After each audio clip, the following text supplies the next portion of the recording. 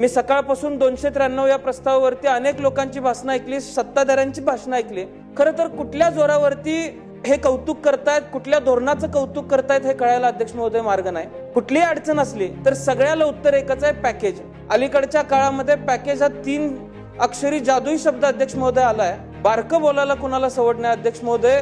Package कितीचं आहे तर 31,000 कोटींचं पॅकेज आहे। मग अशी कोणतरी बोलत असताना म्हणलं की हे 31,000 कोटींचं पॅकेज 40,000 कोटींवर जाईल। माझ्या पूर्वी काही विधिमंडळातले सदस्य बोलत असताना 31,000 कोटी ही रक्कम तयार झाली कशी, हे जर कुणाला विचारलं तर अध्यक्ष महोदय सांगता येणार नाही। आज प्रत्यक्ष यावरती जर अभ्यास केला अध्यक्ष महोदय तर 6,500 कोटी ही प्रत्यक्ष रक्कम शेतकऱ्यापर्यंत जाईल। त्यामध्ये सुद्धा अनंत अडचणी आज ग्रामीण भागातल्या शेतकऱ्यांना ती रक्कम स्वीकारण्यामध्ये आहे। त्यामुळे अध्यक्ष महोदय जर पॅकेजच्या नावाखाली शेतकऱ्यांना फसवण्याचा प्रयत्न करत असेल तर माझं आव्हान आहे की अशा पद्धतीचं शेतकऱ्यांनी कुठल्याही शासनाच्या भूलथापांना बळी पडता कामा नये।